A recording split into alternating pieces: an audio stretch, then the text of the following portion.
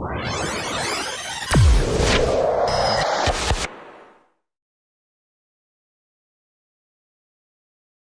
grand merci à Merita et à l'équipe et aux professeurs qui ont permis que je vous rencontre ici. Et je pense en effet que nous avons une très grande responsabilité d'échanger, d'analyser ensemble et de chercher à comprendre le monde dans lequel on vit et ce qu'on nous prépare, parce que ce qu'on nous prépare n'est pas joli et il est très important qu'on soit au courant, qu'on le comprenne, qu'on soit capable de l'expliquer et de communiquer là-dessus. Pour vous montrer de quoi il s'agit, je vais commencer par partager un petit peu de ma drogue avec vous. Aïe, il se dit, zut, on n'aurait pas dû l'inviter. La drogue, vous savez bien la définition, c'est un produit qu'on avale, qui crée une accoutumance et qui produit des hallucinations.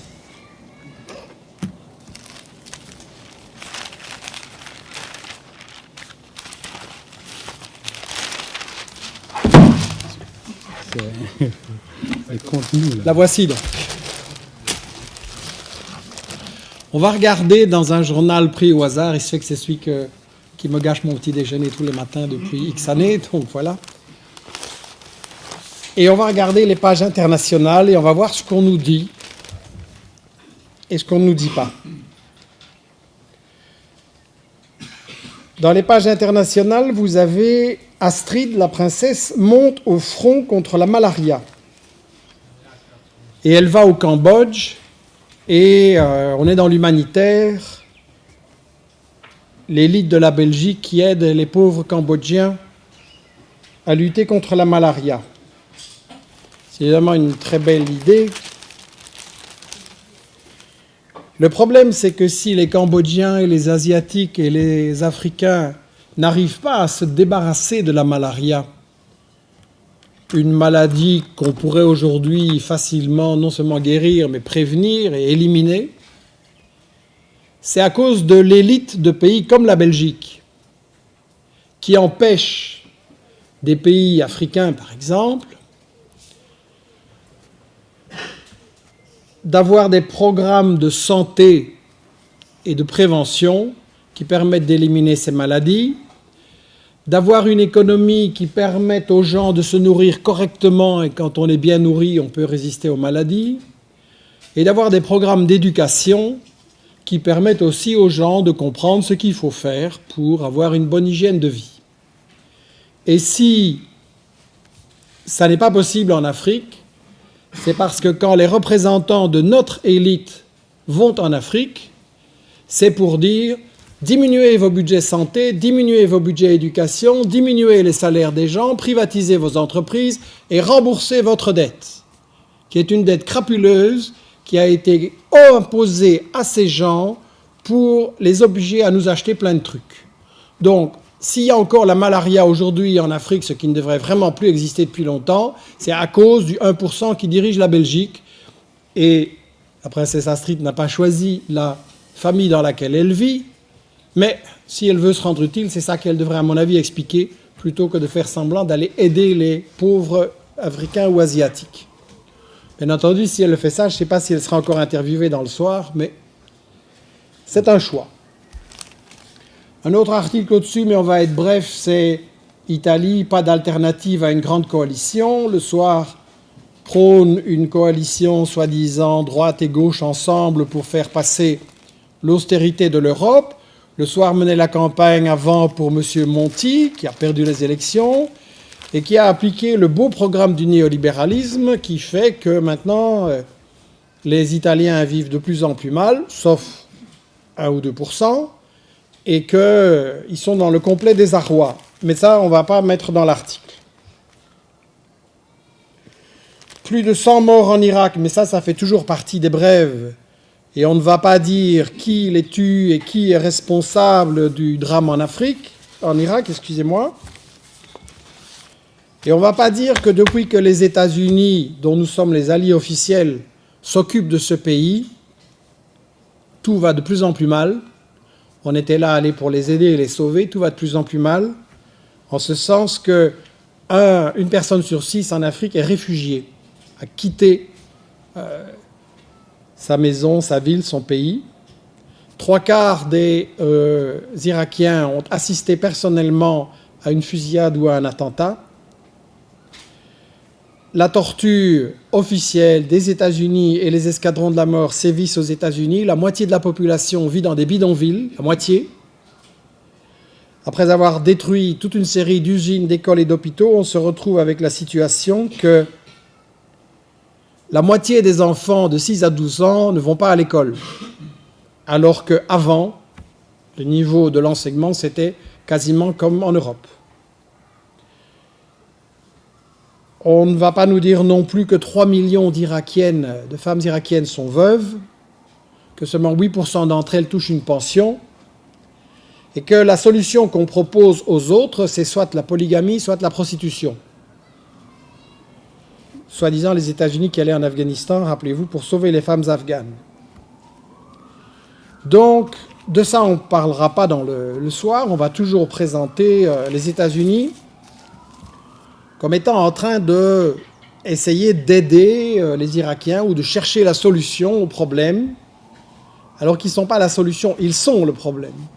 Et ça ne peut pas être dans les médias.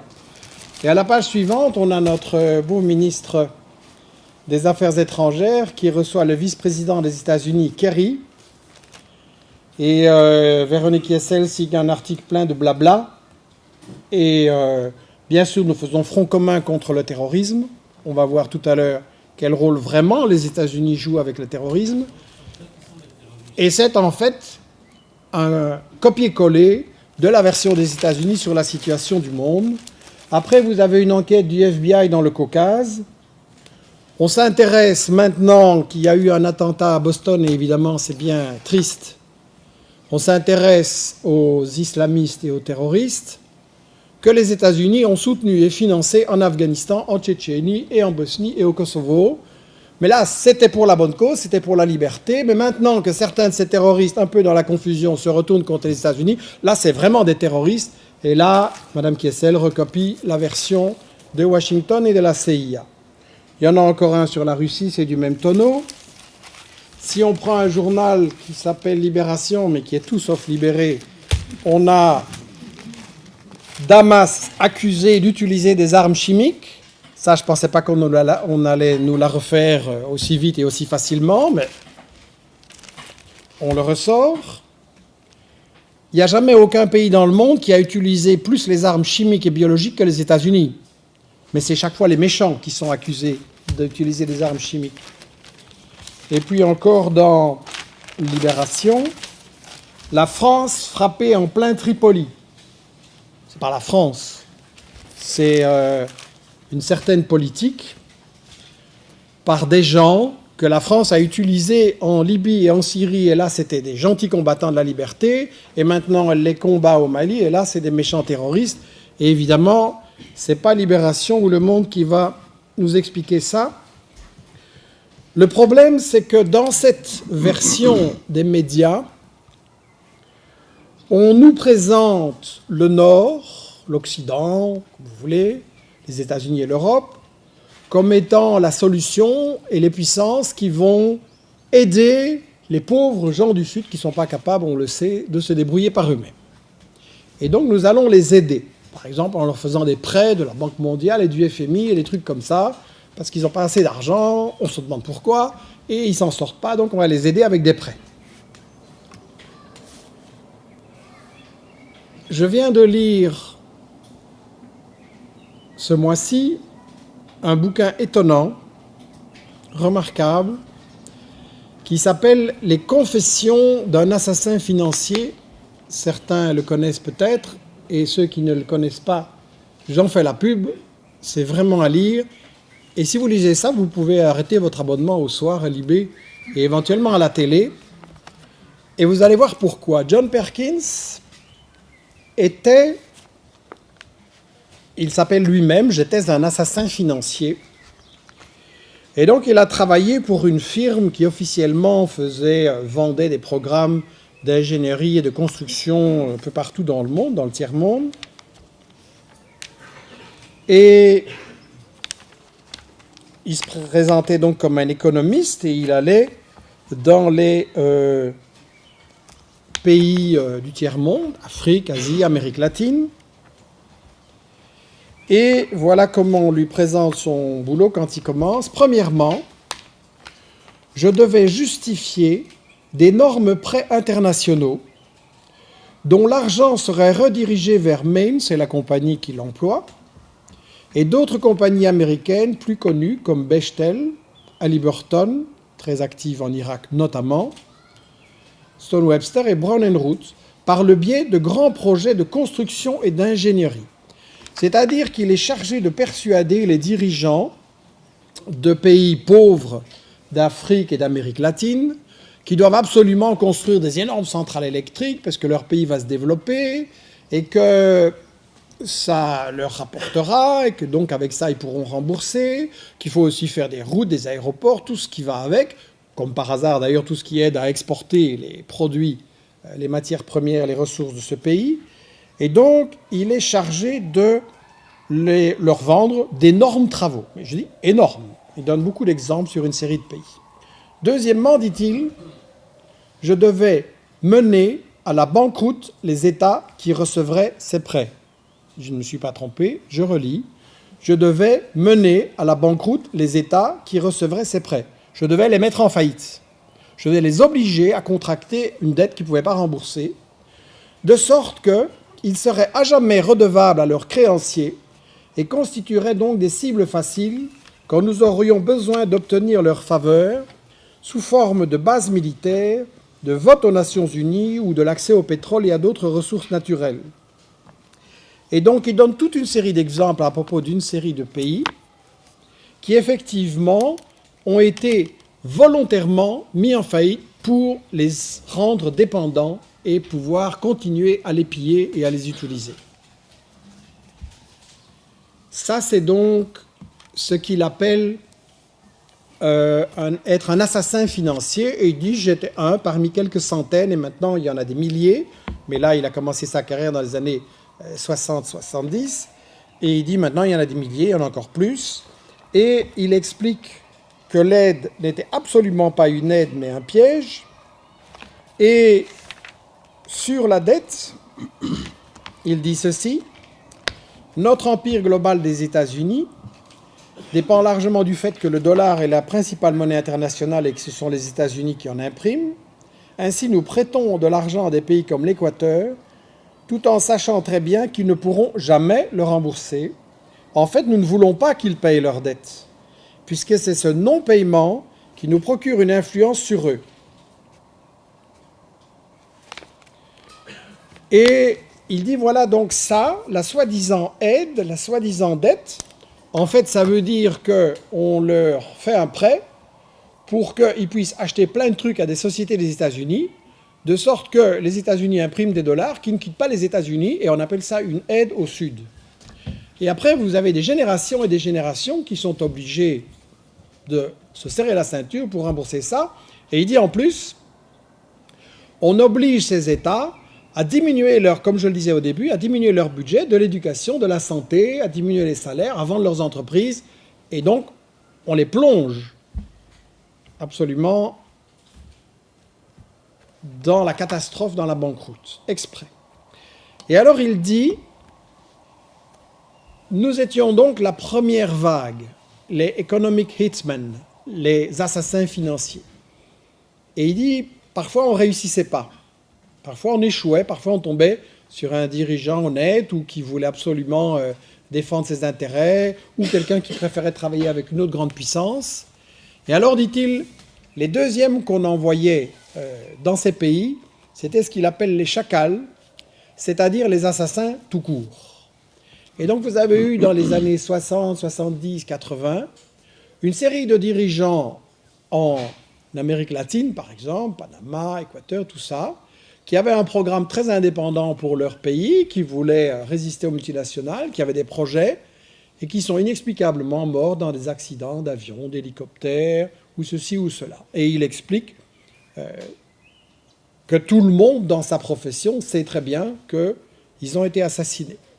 Et il disait parfois les chacals ne réussissaient pas, et alors la troisième vague, c'est l'armée. Et donc c'est très important de voir la vision globale de la politique des États-Unis dans cette affaire-là. 1, les assassins financiers, 2, les assassins tout court, 3, l'armée. Et de bien voir la stratégie globale. En m'introduisant, on a signalé que mon tout premier bouquin, ça a été Attention médias sur la première guerre contre l'Irak. Et je suis un peu tombé des nues, je n'avais pas travaillé sur la politique internationale et le Moyen-Orient, je faisais plutôt du journalisme sur les questions sociales en Belgique. Et donc je suis tombé des nues en découvrant à quel point on nous mentait dans cette guerre en Irak.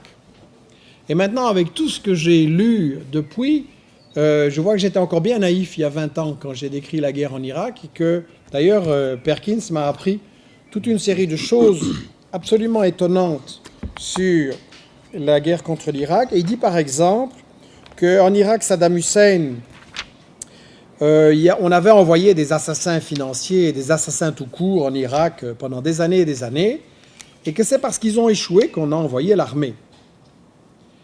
Et ce qui est intéressant, c'est qu'il dit lui-même,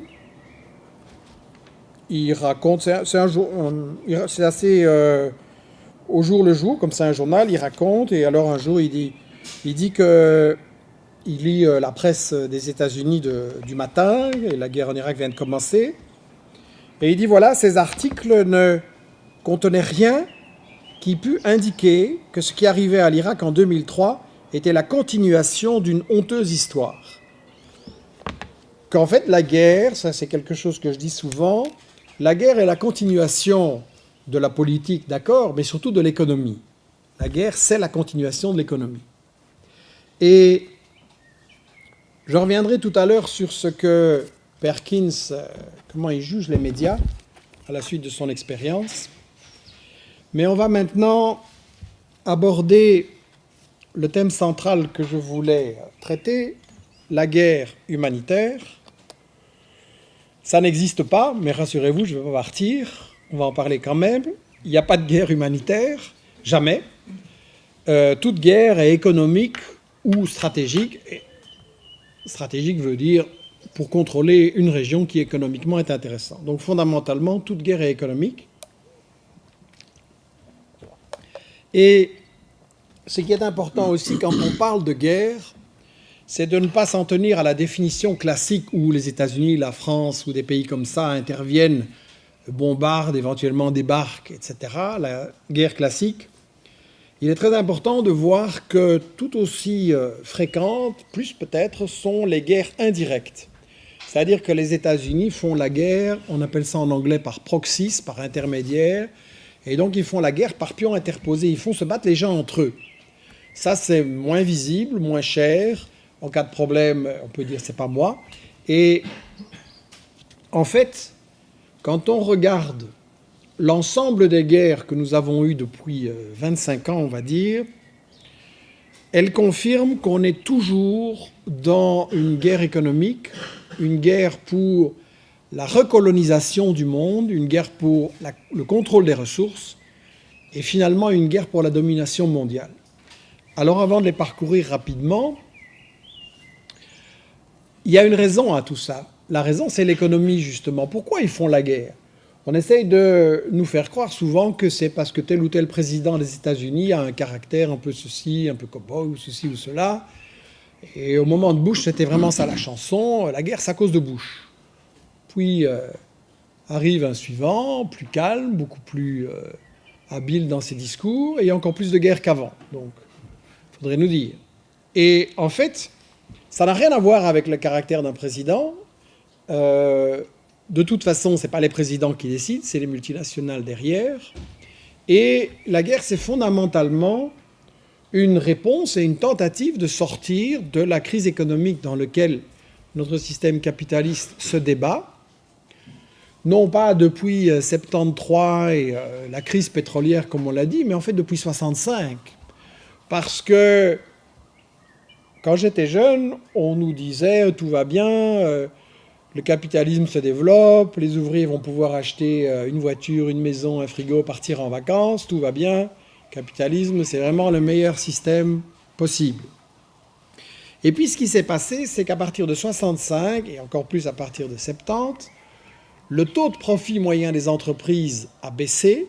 Elles ont eu de plus en plus de mal à trouver des débouchés. La concurrence est devenue plus forte. Et donc, il y a eu un ralentissement de l'économie. Vous pouvez voir les taux de profit, les taux d'emploi qui commencent à chuter. Et comment est-ce qu'on s'en sort? On s'en sort en allant dans le tiers-monde.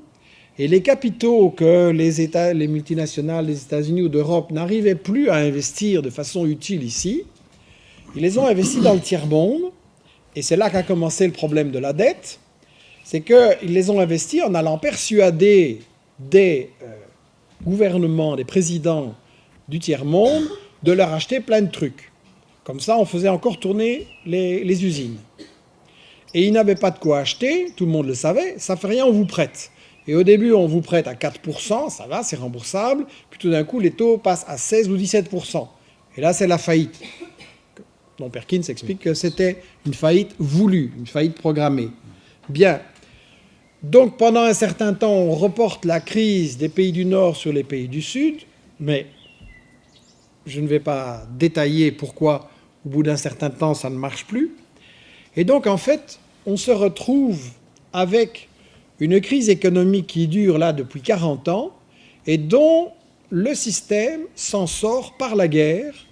Et la guerre, ça sert à quoi, platement? Ça sert à contrôler des ressources, pétrole, gaz, eau, uranium, or, minerais, coltan, diamants, la biodiversité, les ressources alimentaires. Tout devient maintenant l'objet d'une bataille économique, politique, corruption et militaire.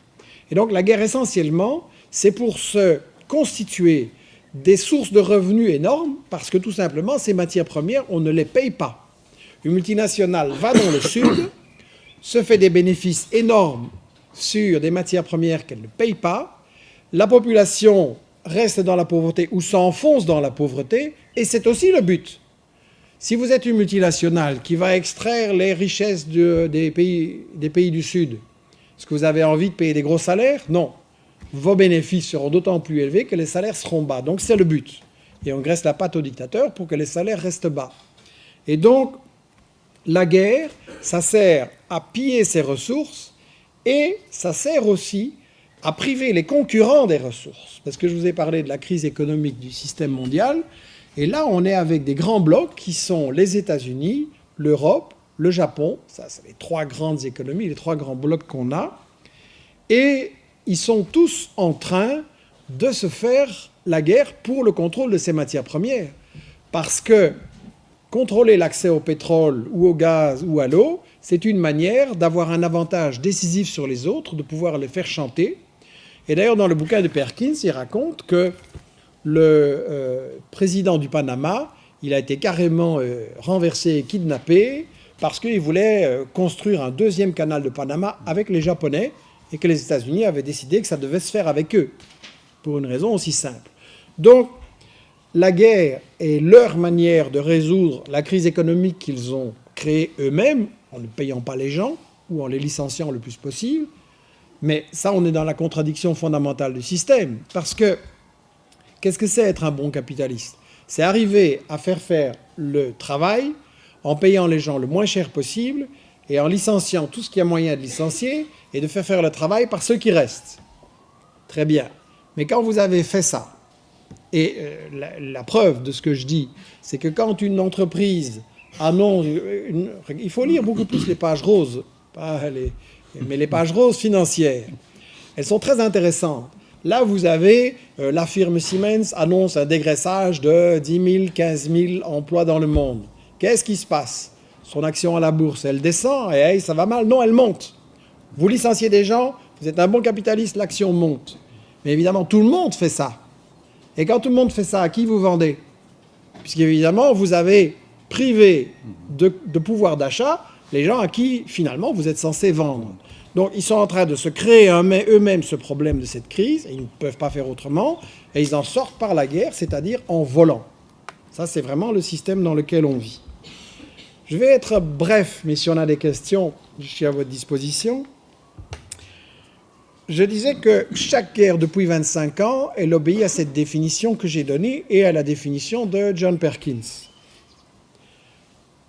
Et un élément que j'ai oublié de dire, c'est les guerres économiques. Et attention, c'est toujours aussi une guerre à deux niveaux.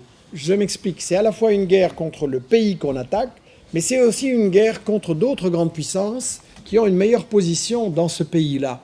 Quand on a fait la guerre, quand les États-Unis ont fait la première guerre contre l'Irak, c'était aussi une guerre contre la France qui avait des contrats avec l'Irak et qui, elle, ne voulait pas du tout faire cette guerre. D'ailleurs, Chirac a recommencé après en s'opposant à la guerre de Bush. Et donc, c'est une manière de... Une guerre a toujours au moins deux dimensions. Et donc, quand les États-Unis font la guerre en Irak, c'est pour Exxon contre Total.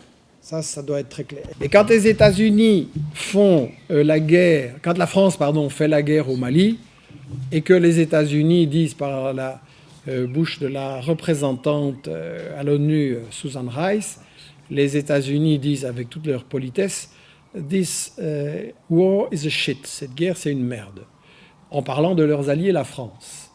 Et donc pourquoi ? Parce que la France et les États-Unis sont en grande bataille pour savoir qui va contrôler les richesses de l'Afrique. Et historiquement, l'Afrique est contrôlée par le colonialisme français et britannique. Et les États-Unis sont bien d'accord avec les Français et les Britanniques qu'en tout cas l'Afrique ne peut pas appartenir aux Africains et que ce n'est pas à eux à décider ce qu'on fait des ressources et à avoir des idées fantaisistes comme éliminer la pauvreté avec les ressources naturelles. Mais après, les États-Unis, la France et la Grande-Bretagne ne sont pas du tout d'accord entre eux sur qui va profiter de ce gâteau. Et donc on fait la guerre là, et c'est pour ça que j'attire votre attention sur des guerres indirectes, on fait la guerre par proxy. Si Paris a le gouvernement en place, les États-Unis financent une guérilla sécessionniste, ou l'inverse. Et donc on provoque des guerres civiles dans toute une série de pays pour occuper la bonne position et rafler les contrats.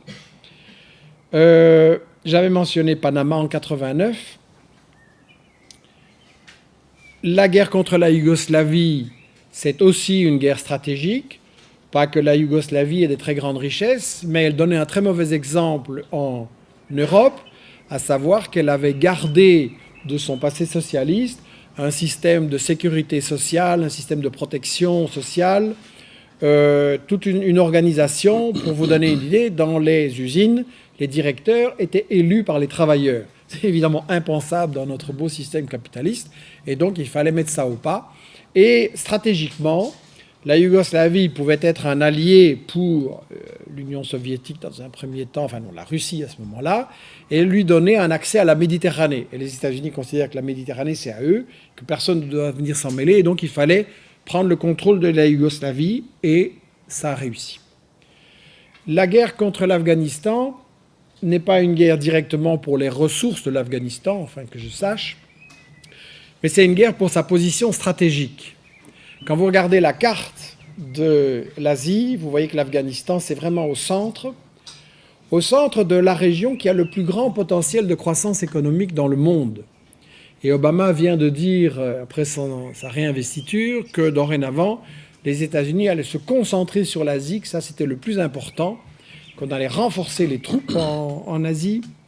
Et l'Afghanistan est au centre d'un continent où vous avez trois grandes puissances dont les États-Unis ne veulent absolument pas qu'elles s'allient entre elles, à savoir la Russie, la Chine et l'Iran. S'il y a une alliance entre ces trois puissances, ça veut dire que les États-Unis sont à la porte de l'Asie, parce que ça va constituer un pôle indépendant, un très grand dynamisme économique. Il y a déjà toute une série d'États de taille moyenne qui se sont rassemblés dans ce qu'on appelle l'Organisation pour la coopération de Shanghai, Chine, Russie et toute une série de républiques. Il y a là comme observateurs ou à la porte d'entrée l'Inde, le Pakistan, l'Iran, même le Japon serait intéressé par un tel marché commun. Et M. Kissinger, qui est un des plus importants ex-dirigeants de la politique étrangère des États-Unis, a dit en 2001, au moment où les États-Unis ont décidé d'attaquer l'Afghanistan, il a dit que le grand danger, c'était que l'Asie fasse une sorte de marché commun qu'ils s'entendent entre eux sur le plan économique et politique et que les États-Unis soient tout simplement... ils ne sont pas en Asie, donc ils doivent la contrôler, mais ils n'y sont pas. Et donc il fallait absolument empêcher cette grande alliance Russie, Chine, Iran dont je viens de parler. La guerre contre la Libye, c'était clairement une guerre pour voler les 30 milliards de dollars de ressources annuelles du pétrole libyen et le gaz, dont les ressources sont très importantes, et ça a été volé. Les rebelles soi-disant combattants de la liberté ont directement promis à la France des contrats. On s'est empressé de mettre les Chinois à la porte et on a offert des cadeaux à ceux qui en fait avaient sponsorisé la guerre et les bombardements de l'OTAN. On a aussi voulu empêcher la Libye de Kadhafi de fonctionner comme une sorte de banque mondiale alternative. Je m'explique. La Banque mondiale et le FMI, c'est vraiment l'instrument de chantage des États-Unis et de l'Europe pour empêcher les pays africains de s'émanciper, c'est-à-dire que s'ils veulent avoir des crédits pour s'en sortir des problèmes dans lesquels on les a plongés, ils sont soumis au chantage de la Banque mondiale et du FMI. Et donc, qu'est-ce qu'il a fait Kadhafi avec l'argent de son pétrole? Il a dit 2 ou 3 fois à des pays africains, ben moi, je vais vous financer ça. Et hop, quelques centaines de millions de dollars pour tel ou tel projet. Évidemment, les États-Unis et l'Europe étaient absolument furieux. Et dans ce livre, j'ai cité des exemples de cette chose-là. Ils ont financé des rizières, ils ont financé des installations pour la transformation du café, parce que, prenons le café, c'est un très bon exemple. Le café est évidemment produit en Afrique essentiellement, en Amérique latine, mais en Afrique, vous avez des gros producteurs d'Afrique, de café. Qui fait le gros du profit sur le café qu'on vous vend dans les supermarchés? Ce n'est pas les pays africains en question. Jean Ziegler a montré ça dans ses bouquins. Il voit à peine 10% du prix que vous payez. Et donc tout ça, c'est les intermédiaires qui sont en fait 4 grosses boîtes qui contrôlent l'ensemble du café au niveau mondial, qui sont toutes des multinationales du Nord et qui gagnent tout. Et Kadhafi, un beau jour, il a dit, ben moi je vais vous faire un prêt, un don, pour que vous puissiez faire la torréfaction, l'emballage, le packaging, et comme ça vous allez gagner plus. Évidemment, les multinationales occidentales étaient furieuses. Et voilà le vrai crime de Kadhafi, qui n'était pas un ange, mais ce n'est pas le problème. Parce que si on s'attaque à des dirigeants qui ne sont pas des anges, les États-Unis ont du travail, ils doivent renverser en Arabie Saoudite, au Qatar, aux Émirats, et tous les dictateurs qu'ils ont installés en Afrique et ailleurs. Et qui sont encore en train maintenant d'installer en renversant des gouvernements élus et en les remplaçant par des dictateurs. Donc, vous voyez, ce n'est pas le problème dictature ou de démocratie, c'est le problème qui va voler les ressources naturelles. La guerre sur la Libye, c'était donc ça. La guerre contre la Syrie, c'est évidemment pour protéger Israël, qui est le flic du pétrole, le flic du Moyen-Orient, au service des États-Unis et de l'Europe, qui finance l'armée d'Israël pour attaquer les Palestiniens. Ça doit être dit clairement. Nous avons des ministres qui font semblant de verser des larmes de crocodile, qu'il faudrait quand même qu'Israël soit plus raisonnable et qu'on arrive à une solution et que le Dieu fasse des efforts et blablabla. Ce sont des larmes de crocodile, ce sont des hypocrites, comme il a été très bien montré dans le livre de David Cronin, que je vous recommande. L'Europe finance et arme Israël pour bombarder les Palestiniens et détruire des écoles, des hôpitaux, les envoyer en prison sans procès et leur rendre la vie impossible. Okay? Donc ça doit être dit clairement. C'est pas ça qui va me faire inviter plus dans le soir et dans la RTBF et RTL, mais la vérité a ses droits. La Syrie, donc, il faut l'empêcher de contester Israël et surtout, je vous ai parlé d'Iran il y a 2 minutes, tout ce qui se passe là, au Moyen-Orient depuis quelques années, c'est la préparation de l'attaque contre l'Iran. L'Iran, c'est un grand morceau. C'est une population qui a vécu une dictature militaire épouvantable avec le Shah d'Iran. Il faut rappeler que nous, les Occidentaux, qui adorons la démocratie et blablabla, qu'est-ce que nous avons fait quand il y avait un Premier ministre élu en Iran? Nous l'avons renversé avec un coup d'État, nous, les services secrets britanniques et de la CIA, avec l'appui, vous pouvez aller relire ce que Le Soir, Le Monde et compagnie écrivaient à l'époque, avec l'appui de tous les pays occidentaux, nous l'avons renversé et nous l'avons remplacé par le Shah d'Iran, un des dictateurs les plus sanglants de ces 50 dernières années, avec une police politique, la SAVAK, qui torturait, qui a fait 30 000 victimes. Et pendant ce temps-là, vous avez dans Paris Match et dans Le Soir Magazine et dans ce genre de trucs, j'ai l'âge de m'en souvenir, des jolis reportages où on voyait le Shah d'Iran avec sa belle jeune femme moderne et bien habillée et tout, et ça c'était vraiment les souverains progressistes. Et donc on faisait l'apologie de tortionnaires qui avaient du sang sur les mains dans Le Soir, dans Le Monde, à l'RTBF et partout, ça doit être dit clairement aussi. Et donc, pourquoi je parle de l'Iran ? Parce que on ne peut pas, les Iraniens du coup avec tout ce qu'on leur a fait, ils savent très bien qui sont les États-Unis, ils n'en veulent pas. Donc il faut d'abord les isoler. Pour les isoler, il faut détruire la résistance palestinienne, il faut détruire la résistance du Hezbollah au Liban, il faut détruire la Syrie, et à ce moment-là, on pourra s'en prendre à l'Iran d'une manière ou d'une autre. C'est donc très très important, quand on voit dans les médias qu'on montre le doigt sur un problème avec les Palestiniens ils font ceci, ou les Bachar il fait ça, ou le Hezbollah il fait ça, c'est très important de ne pas suivre le doigt, mais de faire le zoom arrière et de regarder l'ensemble du tableau. Ils veulent quoi ? Ils veulent attaquer qui ? Et ça va se passer comment ? On a la recette. C'est mis dans Perkins, c'est mis dans une série de bouquins. On a la recette. C'est pas mis dans Le Soir et compagnie, mais c'est justement pour ça qu'il faut tourner la page et lire ce qui vraiment nous informe et pas des hallucinations. Donc la Syrie, je ne dis pas que Bachar est un ange, c'est pas ça la question, mais la question c'est pourquoi on l'attaque et par qui on veut le remplacer. Si on veut le remplacer par ceux qu'on a mis au pouvoir en Libye, je ne suis pas sûr que le peuple syrien il va s'en porter mieux après. La guerre au Mali, c'est clairement parce que, d'abord c'est une région globalement, c'est pas le Mali tout seul. Vous aviez des militaires de gauche au Mali qui en avaient marre du pillage, de la corruption et de se faire attaquer par des sécessionnistes sans pouvoir riposter. Et donc la France a décidé un embargo contre les armes pour empêcher l'armée malienne de se défendre contre la sécession. Et puis elle vient se présenter en Zorro super sauveur alors qu'elle a empêché les Maliens de se défendre. Et évidemment, c'est pas pour la beauté pas par amour des Maliens qu'on intervient. Vous n'avez qu'à demander aux Maliens qui vivent en France et qui se font expulser par charter comment la France les adore. Et la vraie raison, c'est évidemment une raison très simple, l'or, l'uranium du Niger voisin, les gisements, l'Algérie voisine avec le gaz et le pétrole, encore un pays emmerdant et qu'on veut essayer d'isoler.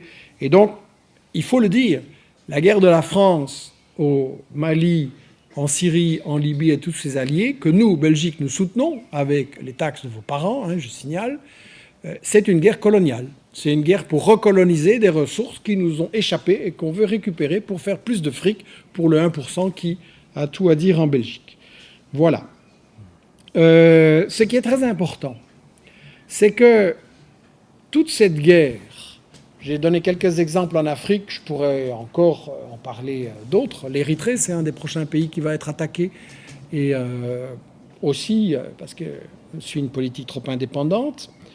Le Moyen-Orient, j'en ai pas parlé beaucoup aujourd'hui, mais l'ensemble des guerres qui sont faites contre les peuples arabes, en fait, il y a une finalité globale à ça. Et l'ennemi principal des États-Unis, dont nous sommes officiellement les alliés, l'ennemi principal, c'est la Chine.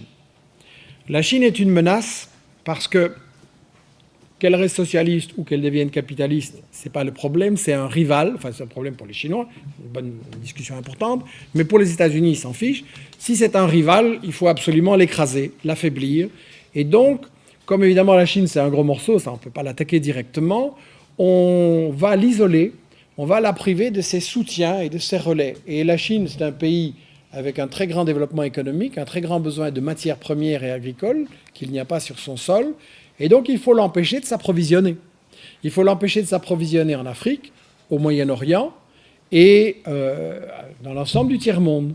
Et donc, il faut arriver à l'isoler. Et ça, Mohamed Hassan l'explique très très bien dans la stratégie du chaos.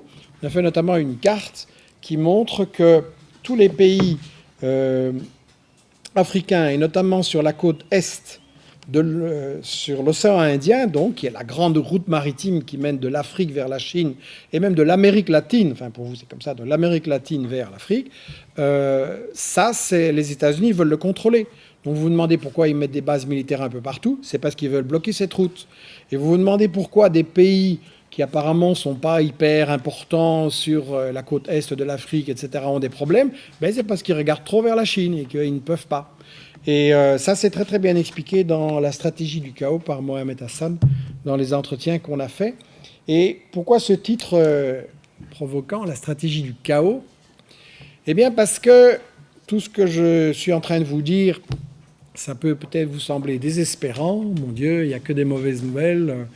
Les méchants sont trop forts, on n'a aucune chance. Mais en réalité, non. Les États-Unis sont un empire en déclin. Économiquement, c'est une économie qui ne vaut plus rien du tout. Elle tient parce que la réserve mondiale, financière internationale, c'est le dollar. Mais elle tient par un truc de supercherie, que les États-Unis ont le droit d'imprimer des dollars et de les vendre à tout le monde et qu'il n'y a pas de contrôle sur ça. Mais en réalité, économiquement, ils sont très très faibles parce qu'ils ont tout délocalisé, ils ont perdu leur tissu industriel, donc ils sont uniquement dans le pillage des ressources des autres. Mais ça crée une économie spéculative, ça crée une économie parasitaire et artificielle, et c'est une économie en déclin. En plus, comme vous le savez, ils n'arrivent même plus à payer leurs guerres, ils les font payer par les autres, mais tout a des limites, plus personne ne veut payer les guerres des États-Unis, et ils ne sont même pas capables, en plus, de gagner directement en Irak et en Afghanistan. Bush s'amène là en cow-boy, on va gagner. Ils n'ont pas gagné. Et donc, ils passent au plan B. Et le plan B, c'est quoi? C'est la stratégie du chaos. Il y a un proverbe africain, à ce qu'on m'a dit, qui dit « Ce que tu ne peux contrôler, détruis-le ». Et c'est ça que les États-Unis font. Ils n'ont plus les moyens de contrôler tranquillement et pacifiquement des pays comme avant, au beau temps des colonies. Donc on les plonge dans le chaos, on les plonge dans le bordel, on fait en sorte que les gens se disputent entre eux, qu'il y ait des guerres civiles. Et dans le livre, nous analysons une série d'exemples. La Somalie, le Soudan. Le jour où il y a eu un gouvernement en Somalie, un pays dont tout le monde se dit on n'arrive pas à trouver un gouvernement, c'est vraiment épouvantable, c'est le chaos. Le jour où il y a eu un gouvernement en Somalie, qu'est-ce que les États-Unis ont fait? Ils ont demandé à l'Éthiopie voisine, qui est Israël de la région, d'attaquer ce gouvernement avec des armes chimiques, entre parenthèses. Mais ça, on n'en a pas parlé parce que l'Éthiopie, c'est les bons. Et donc, comme c'est les amis des États-Unis, on ne va pas en parler. Donc, vous voyez, la stratégie du chaos, c'est foutre le bordel pour que si les États-Unis ne peuvent pas contrôler à fond et tranquillement ce pays, au moins personne d'autre ne peut l'utiliser comme partenaire. Et le pays, il est plongé dans le chaos. Il faut vous souvenir, non, c'est pas possible pour vous, mais moi je me souviens que quand la guerre a commencé contre l'Irak, il y a un peu plus de 20 ans, le ministre des Affaires étrangères des États-Unis, James Baker à l'époque, est allé rencontrer Saddam Hussein, soi-disant pour négocier, en fait pour essayer de le faire capituler, et Saddam Hussein ne voulait pas capituler, et James Baker lui a dit « Nous allons ramener votre pays à l'âge de la pierre. Okay ? » Ça, c'est la civilisation occidentale. Nous allons ramener votre pays à l'âge de la pierre. À cause de l'embargo, à cause des sanctions, à cause de la guerre, il y a eu 1 million de gens d'Irakiens qui ont péri à cause de l'embargo, dont 500 000 enfants. Et quand la ministre des Affaires étrangères de l'époque, Madeleine Albright, a été interviewée à la télé et qu'un présentateur un peu plus combatif et curieux que d'habitude lui a dit « Il y a 500 000 enfants qui sont morts à cause des sanctions contre l'Irak. Est-ce que ça valait la peine? Was it worth ?» Et Madeleine Albright a répondu « Oui, ça valait la peine de tuer 500 000 enfants irakiens. » Ça, c'est notre civilisation et notre démocratie. Donc, la stratégie du chaos, c'est ça. L'Irak était une puissance qui appelait les pays du Moyen-Orient à s'unir et à dire aux États-Unis « Go home » et à créer force régionale, un marché régional. Et avec le pétrole, ça pouvait évidemment changer beaucoup de choses dans le rapport de forces internationaux. Et donc, pour le punir, pour l'empêcher de faire ça, on l'a effectivement ramené à l'âge de la pierre. Je vais conclure en... Je vous avais dit que tout à l'heure, on allait voir quoi penser des médias par rapport à tout ceci. J'ai effectivement dans le livre « Attention médias »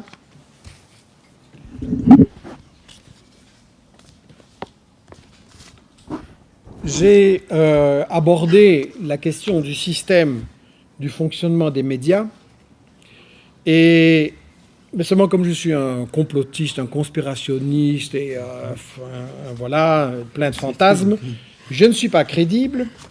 Donc, on va plutôt voir ce que John Perkins, qui est un homme très bien élevé, qui a travaillé donc pour la CIA et pour les meilleures firmes des États-Unis, on va voir ce qu'il il explique des médias.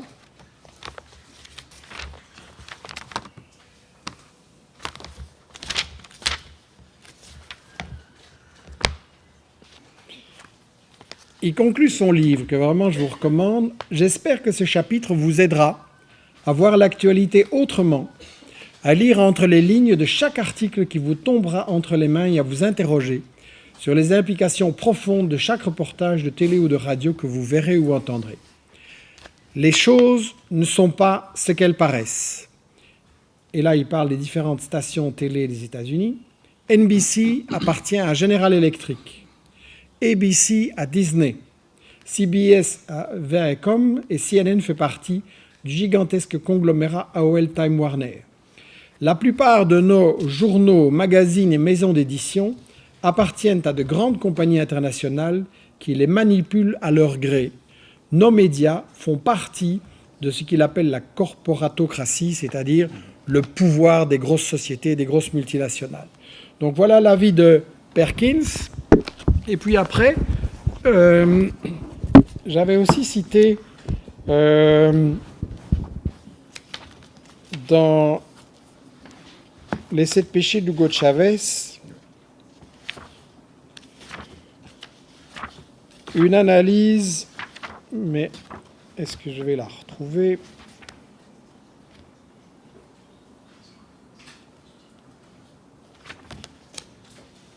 Non, c'est pas mon exemplaire que j'ai oublié de prendre. Et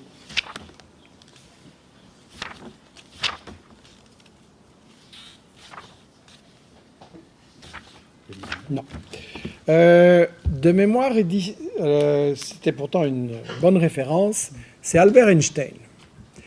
Albert Einstein a écrit en 1949 un article très intéressant où il analyse la société capitaliste, son fonctionnement économique et politique, et où il dit qu'en fait, il n'y a pas de démocratie, que les entreprises décident tout et contrôlent le système politique, Albert Einstein, et où il dit aussi que les médias sont contrôlés par des grandes entreprises et que donc on ne peut pas y trouver la vérité.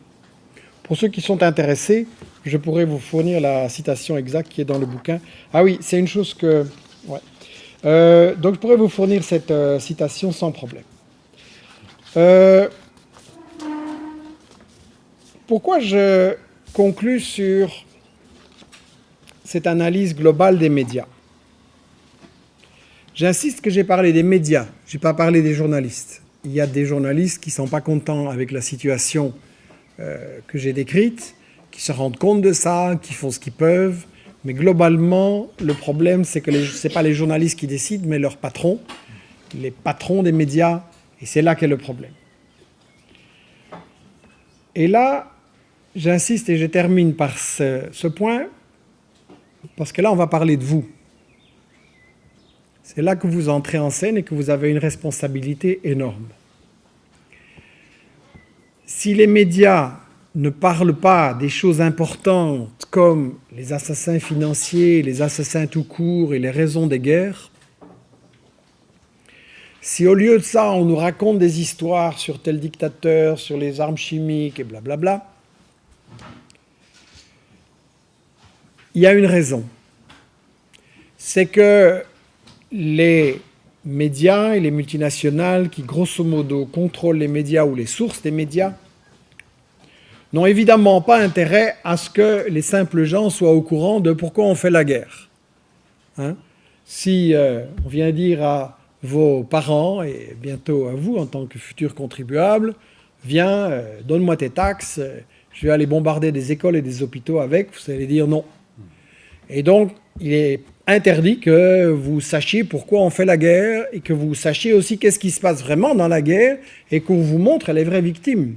C'est quand même ahurissant qu'on a eu des pages et des pages et des pages sur l'attentat de Boston, et c'est évidemment très malheureux. Mais ça se passe tous les jours, ça, en Irak et en Afghanistan. Et c'est des gens qui n'ont pas de visage, qui n'ont pas de nom, dont on ne va pas parler, on va dire c'est une fatalité, c'est les sauvages, c'est les talibans. Non, c'est les États-Unis, c'est le résultat des États-Unis, ça se passe tous les jours. Sans parler des morts de la faim. Je veux dire, quand Jean Ziegler écrit qu'on pourrait nourrir 12 milliards de gens, et que nous sommes 6 milliards et demi, et qu'il y a 1 milliard qui crève de faim, et qu'il y a un enfant qui meurt toutes les 5 secondes, et quand Jean Ziegler dit un enfant qui meurt de faim aujourd'hui est un enfant assassiné, pourquoi on n'en parle pas dans les médias en disant qui l'assassine, à savoir nos multinationales qui empêchent ces gens d'avoir à manger? Donc, ça ne va pas changer. Et pourquoi j'insiste sur ça? C'est parce que votre responsabilité, c'est de faire l'info. Et que vous vous destiniez à devenir journaliste ou dans la communication ou pas, mon discours, il s'adresse à tout le monde. Il faut appliquer ce que je dis absolument partout. Si on veut un monde sans guerre, si on veut un monde où on élimine la faim, les grandes maladies, l'analphabétisme, et où il y a un avenir pour vos gosses, pour les gosses d'Afrique, d'Amérique latine, etc., il faut qu'on change le système. Et la première question, c'est qu'il faut qu'on change l'info, c'est-à-dire qu'on fasse l'info nous-mêmes. Et donc maintenant, avec Internet et avec les différents moyens de communication, il y a moyen, ça ne coûte plus des fortunes, et il est parfaitement possible d'informer les gens sur les médias mensonges et sur l'info qu'on leur cache. Et il est parfaitement possible de donner la parole aux gens de là-bas. Donc, c'est ça que je voudrais vous appeler à faire, soit directement si vous êtes dans les métiers de la com, soit indirectement par Internet, en parlant au travail, aux amis, etc., en combattant les médias mensonges. Et je pense que vraiment, si vous voulez qu'on vive dans un monde sans la guerre et la pauvreté, et un monde où vos enfants seront beaucoup plus heureux, c'est vraiment ça qu'il faut appliquer. Nous sommes tous des journalistes. Je vous remercie. Ce sont des bonnes questions.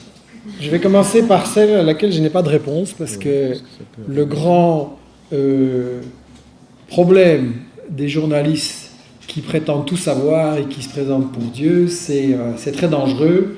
Et donc le journaliste n'est pas celui qui prétend tout savoir. Mais la question, elle m'interpelle beaucoup, le rôle des photographes. Mais quoique j'ai beaucoup aimé faire de la photo, y compris de la photo de reportage social dans une vie antérieure. Avec Internet maintenant et avec la situation que vous décrivez, avec ce déferlement d'images, je suis convaincu que l'image en général et la photo a un grand rôle à jouer, mais j'aimerais bien d'avoir une réflexion sur comment on pourrait faire ça et organiser ça. Je vois qu'Internet, pour le moment, on a des sites d'articles, on a des Dailymotion, YouTube avec des vidéos, on a des animations, et la photo a l'air encore un peu de ne pas avoir vraiment trouvé sa place. Il existe évidemment des sites un peu plus où des artistes exposent leurs choses, mais ça n'a pas forcément un grand contact et circulation avec le public. Et je fais de temps en temps des séminaires de formation avec des jeunes qui veulent travailler avec nous indépendamment sur la question du journalisme écrit, de la vidéo, des recherches. Et il y aura aussi, dans quelques mois, sur le thème comment on peut utiliser l'image, le photoreportage. Vous n'êtes pas la première. Il y a pas mal de gens qui m'ont dit « je fais des photoreportages, comment est-ce qu'on peut développer ça, faire connaître, faire en sorte d'échapper, je ne sais pas, aux galeries d'art ou aux magazines chic, mais que ça touche vraiment un vrai public qui peut en avoir besoin. » Et c'est clair que ça peut apporter quelque chose en soi, mais je n'ai pas la réponse, mais ça m'intéressera beaucoup de participer à cette discussion.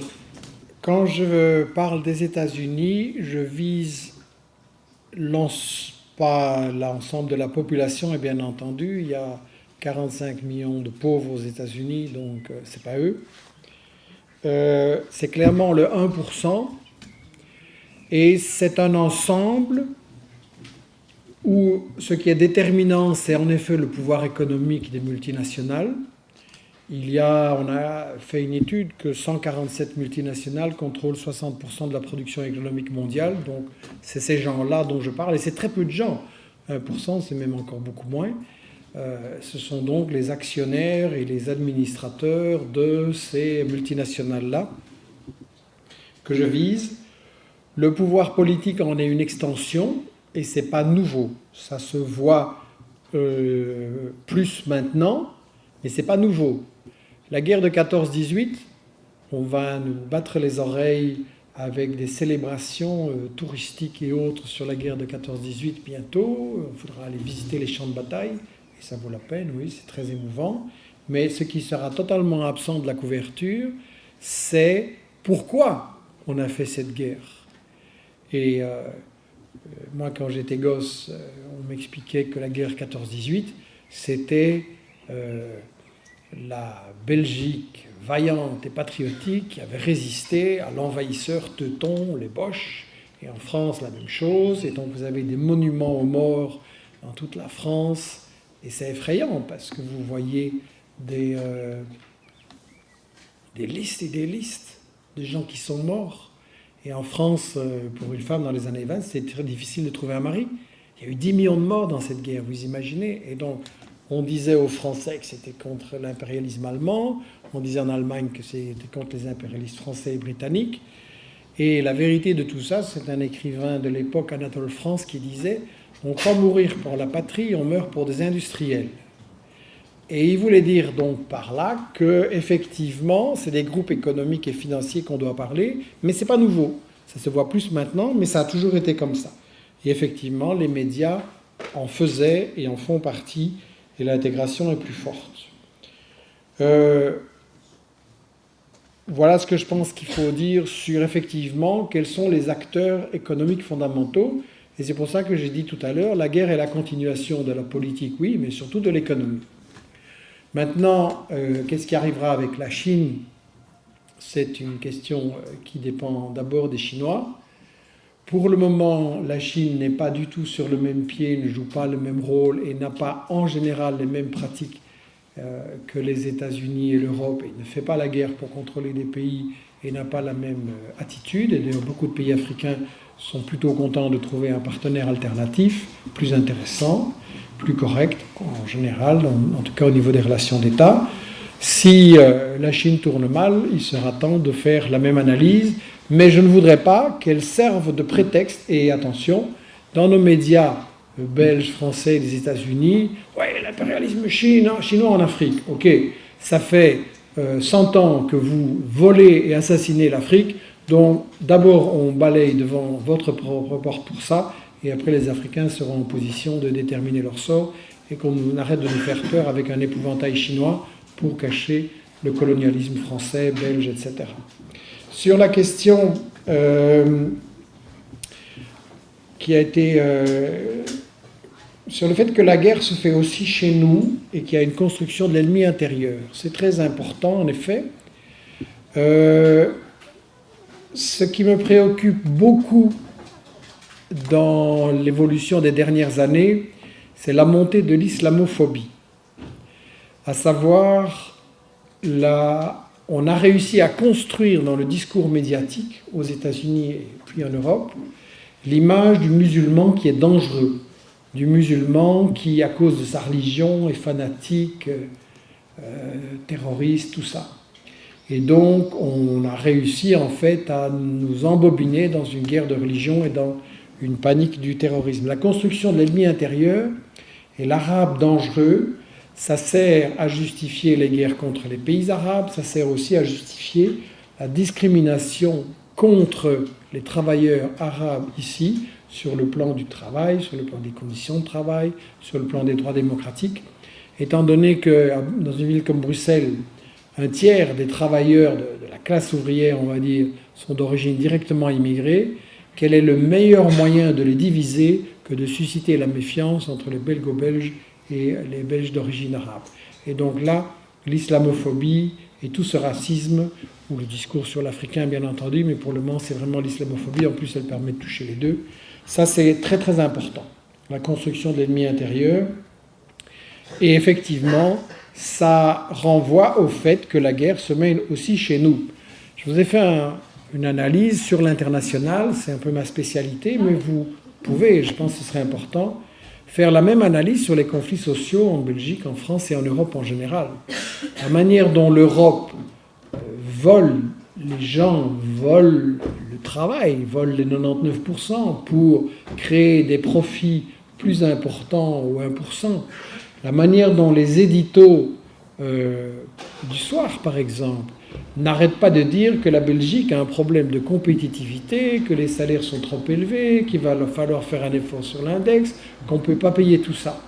C'est des éditos du néolibéralisme, et le seul problème que la Belgique a, c'est pas que les salaires sont trop élevés, demandez aux gens qui ont tellement de mal à finir le mois, le seul problème c'est qu'on se fait voler par le 1% qui ne paye pas d'impôts. Et ça, c'est une fois de temps en temps dans les pages de Tribune Libre, mais c'est jamais dans l'info de base et dans nos journaux télévisés. Donc tout ce que je vous ai expliqué là, sur l'international, faites-le s'il vous plaît sur la situation sociale en Belgique, en France, en Europe. La première question portait sur l'Internet libre peut-il révolutionner la bataille, ce que moi j'appelle en tout cas la bataille de l'info?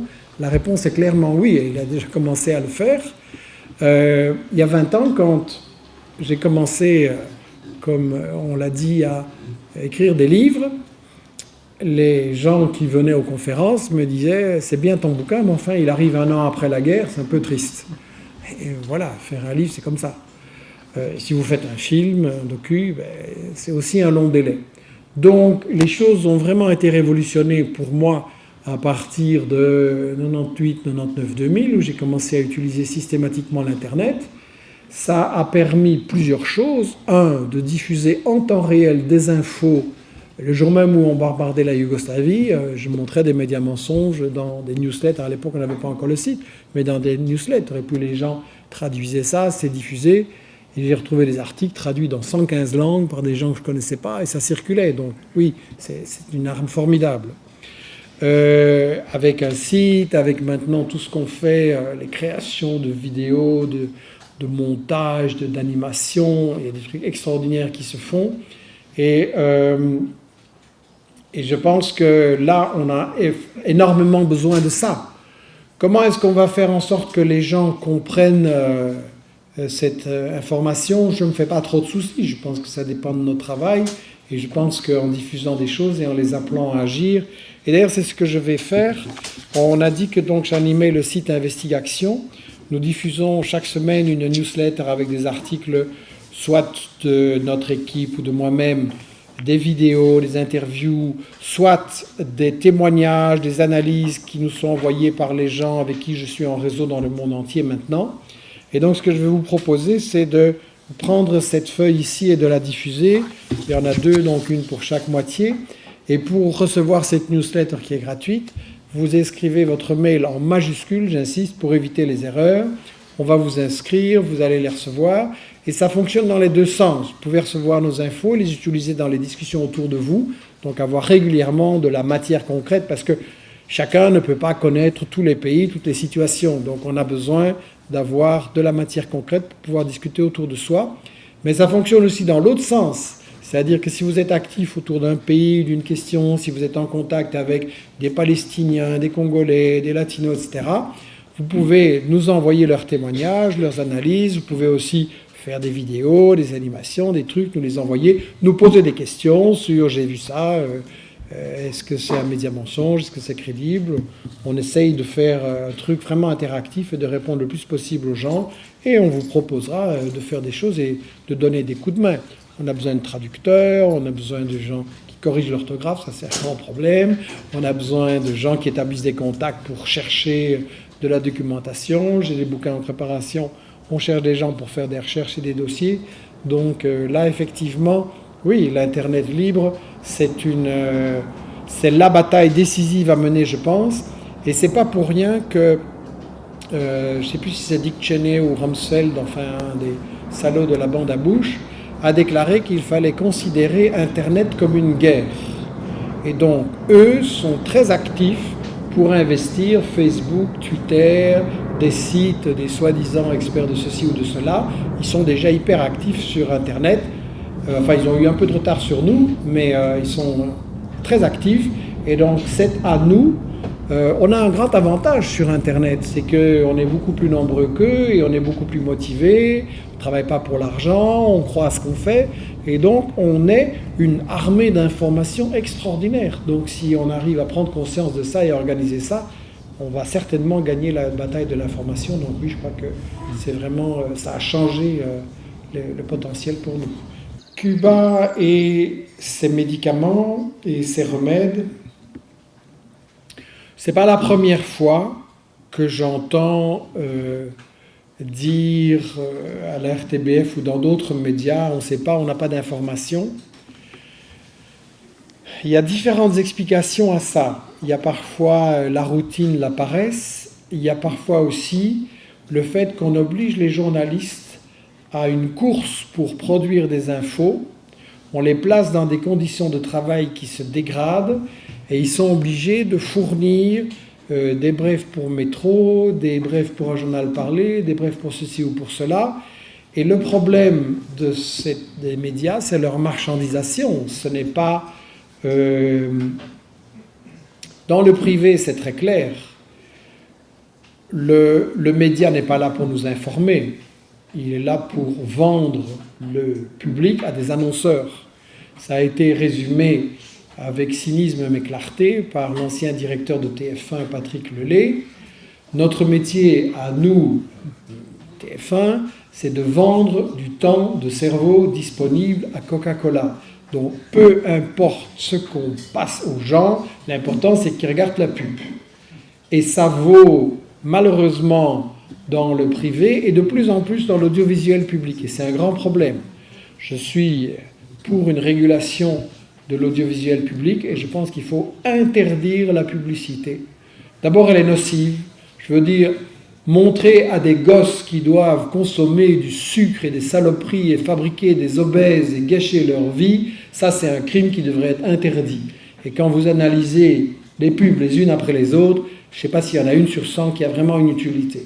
Donc je pense que dans un service public, c'est pas rendre un service au public que de leur passer des mensonges, des attrape-nigauds qui les poussent à consommer des trucs souvent nocifs ou inutiles et à consommer trop. Et on rejoint la première question sur laquelle je vais arriver. Tout ça pour dire que les journalistes sont obligés de travailler trop vite. Et là, on a une grande différence avec notre système à nous. On peut prendre le temps d'enquêter, de vérifier. Moi, j'ai été en Libye, j'ai fait des reportages sur le terrain. Ça prend du temps, c'est pas rentable par rapport à ce qu'on produit, mais c'est une démarche d'information citoyenne. Si on veut la vérité, il ne faut pas se contenter de recopier des agences de presse qui sont aux mains des États-Unis, de la France, de la Grande-Bretagne. Il faut aller sur le terrain, il faut écouter les gens, il faut voir la situation sur place. Écouter les gens et pas seulement ceux qui parlent anglais et qui sont disponibles à travers Skype et je ne sais pas quoi. Donc, ça pour dire que ça m'étonne... Bon, je ne suis pas un spécialiste de la médecine à Cuba, mais ça ne m'étonne pas du tout qu'ils aient des avancées parce qu'ils appliquent une autre logique dans la recherche scientifique et médicale.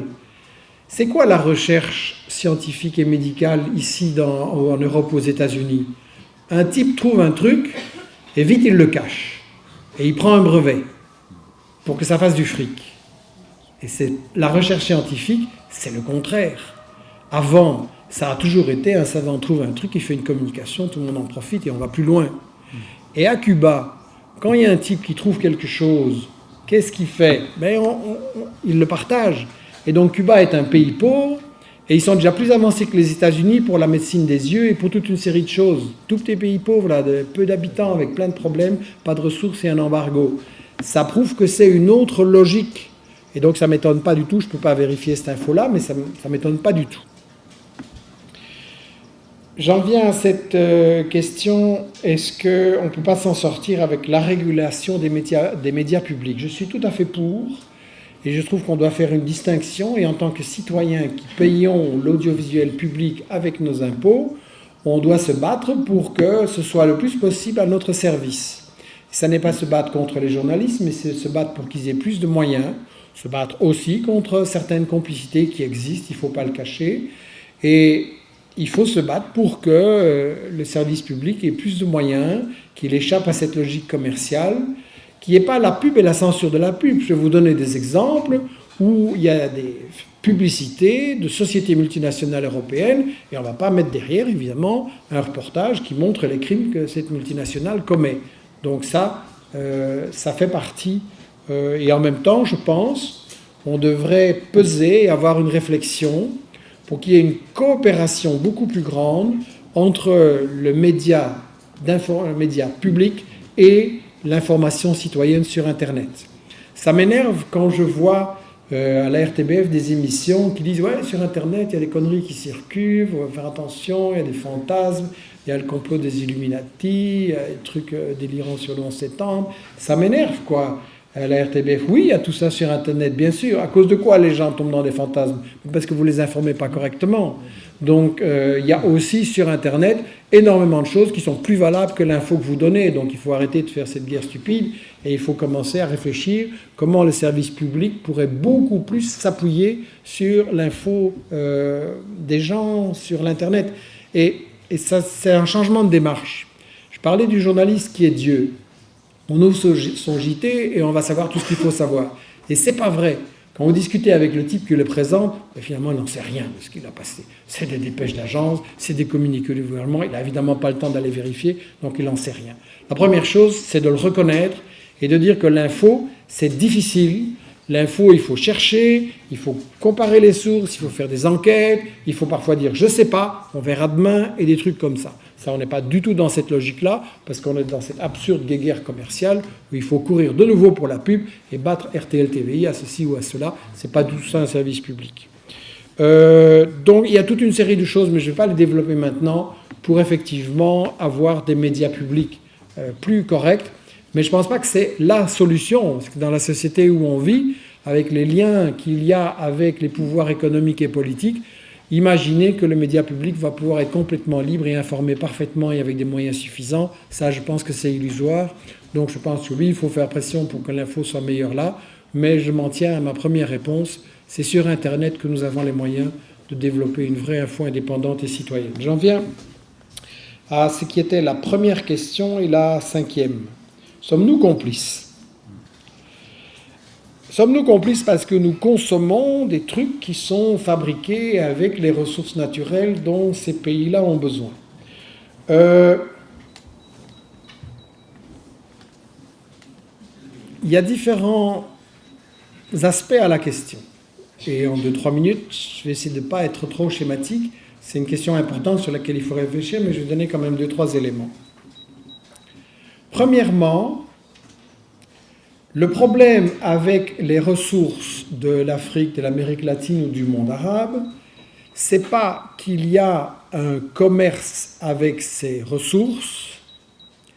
Le problème, c'est qu'elles sont volées, on ne les paye pas. Chavez a utilisé l'argent du pétrole, Evo Morales utilise l'argent du gaz dans un commerce international plus honnête dont ils ont imposé les conditions, et ça fait du bien parce que l'argent du pétrole sert à fournir des profs, des médecins, un job à plein de Vénézuéliens. Idem pour ce que fait Evo Morales avec l'argent du gaz.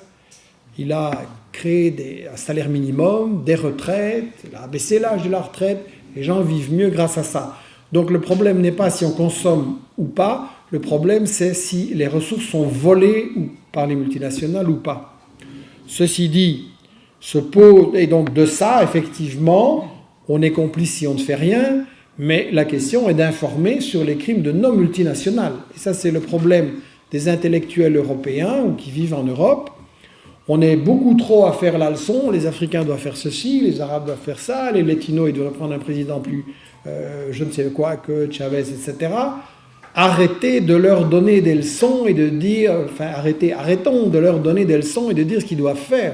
Laissons-les faire, laissons-les se débrouiller, balayons devant notre propre porte et disons partout quels sont les crimes que nos multinationales commettent. Ça va aider les pays du Sud à mieux s'en sortir. Donc voilà, je crois que, après, bien sûr, vous avez évidemment raison sur le plan du consumérisme, qu'on nous pousse à consommer trop de trucs inutilement chers, qui se détraquent volontairement. Je veux dire, dans quel système on vit où des multinationales payent des ingénieurs pour imaginer la panne qui fait que leur produit va se détraquer après 5 ans et qu'on doit remplacer la bagnole, la machine à lessiver le linge ou l'ordinateur. Alors que tous ces trucs-là pourraient durer 20 ans. Et dans quel système on vit, quoi? Donc ça, évidemment, il y a tout le problème du consumérisme. Je ne suis pas pour vivre comme des moines. Le progrès, c'est bien, mais c'est clair qu'on est dans un système qui nous pousse à gaspiller, toujours à cause de la question du profit. Ils ne peuvent pas se contenter de nous vendre les trucs dont nous avons besoin et de nous aider à les réparer, de les remplacer quand vraiment ils sont fichus ou qu'il y a vraiment une nouveauté intéressante. Ils sont obligés de nous obliger à consommer de plus en plus, parce que leur taux de profit, il en dépend. Je lisais là l'autre jour que c'était un drame, parce que l'année passée, on avait vendu un peu moins d'ordinateurs que l'année d'avant. Ça y est, l'économie est foutue. Mais quoi? Où est le drame là-dedans pour un esprit rationnel? Bien. Et c'était évidemment dans ma drogue du matin, que dans les pages roses, que je lisais ça. La dernière question. La guerre, c'est pour des raisons économiques. Nous le savons et on ne fait rien. C'est intéressant parce qu'avec notre petite équipe, on a fait ce qu'on appelle des vidéos-trottoirs. On va dans la rue et on interroge les gens avec toujours les mêmes questions et on pose les mêmes questions à tout le monde pour avoir vraiment un peu le thermomètre et donc on n'essaie pas d'influencer. Et c'est arrivé plusieurs fois qu'on fasse des vidéos-trottoirs sur telle ou telle guerre, qu'est-ce que les gens savent, etc. Alors c'est fascinant. Parce que vous avez évidemment différentes catégories de public, différents types de réponses, mais on retrouve des constantes. Et alors c'est très fascinant. À la première question, peut-on faire confiance aux médias? Non. Ça c'est vraiment devenu une tarte à la crème. Je me méfie des médias, de la télévision, etc. Après, on pose des questions sur une telle ou telle guerre précise, ou sur Israël, ou sur ceci ou sur cela. Et on voit que les gens qui ont dit qu'il ne faut pas faire confiance aux médias répètent ce qu'ils ont vu à la télé et tombent dans le panneau. Donc, ça montre que nous devons analyser pourquoi et comment ils tombent dans le panneau. Et après, on a aussi souvent... Alors c'est intéressant parce que nous les piégeons un peu, les gens, et nous nous arrangeons pour leur poser des questions, où dans la question, dans la deuxième partie, on leur amène des infos qu'ils n'ont pas eues et qui en fait flanquent par terre ce qu'ils pensaient au début. Et alors c'est intéressant parce que vous voyez dans leurs yeux qu'ils sont en train de réfléchir. Ah oui, ça je ne savais pas. Ah oui, mais ça change tout. Et donc on voit bien, et les réponses qu'ils donnent à la fin ne sont pas les mêmes qu'au début. Et c'est intéressant parce que je crois que ça montre que les gens ils sont perdus par rapport aux médias. Ils se méfient, mais ils ne savent pas quoi faire. Et ils sont découragés. Et donc je crois que c'est très important. Moi je vous encourage à faire le même genre de choses, à faire des enquêtes, à discuter avec les gens autour de vous, à voir sans essayer de trop influencer comment les gens y croient encore aux médias, ils n'y croient pas, pourquoi ils y croient qu'il n'y a rien moyen de faire. Et ça, c'est une base de réflexion très intéressante parce qu'il est évident qu'il y a moyen de faire. Et je crois que nous devons arriver, et c'est ça en tout cas l'objectif d'Investir Action, c'est dans notre charte de base, on veut aider à développer un mouvement citoyen pour l'information. Je ne sais plus qui a dit que l'économie c'était trop important pour la laisser aux seuls économistes et l'information c'est trop important pour la laisser aux seuls médias. Et donc on doit arriver à créer un mouvement citoyen pour l'information et impliquer les gens à tous les niveaux selon le temps qu'ils ont, qui se rendent compte que quand on leur ment, eh bien, c'est contre eux aussi et qu'ils ont vraiment intérêt à savoir. Et donc voilà un peu la réponse que je vais donner pour ma conclusion définitive là, de la soirée en vous remerciant. Je pense vraiment que l'information, c'est fondamental. Les guerres sont basées sur l'ignorance. La politique des multinationales qui maintient la pauvreté et le pillage des ressources est basée sur l'ignorance. Si les gens savaient, ça s'arrêterait. Et donc vraiment, on a cette responsabilité énorme d'organiser nous-mêmes l'information là où nous sommes, de nous former. Donc faites bien vos études, bossez à fond, apprenez des trucs, échangez, et puis surtout, allez dans la vraie vie et apprenez sur le terrain avec les gens, allez dans des pays, allez en Palestine, allez au Congo, allez voir la merde dans laquelle les gens vivent, allez voir les souffrances, écoutez-les. Alors, on doit beaucoup se méfier de donner la leçon, écoutez-les, vous allez apprendre énormément, et si vous pouvez alors exprimer tout ça, traduire tout ça, et j'insiste d'une façon simple, compréhensible pour l'ouvrier, pour la ménagère, pour le lycéen qui ira jamais à l'UNIF, si vous arrivez à expliquer tout ça, vous allez vraiment aider à mener la bataille contre l'ignorance et pour un monde meilleur. Je vous remercie.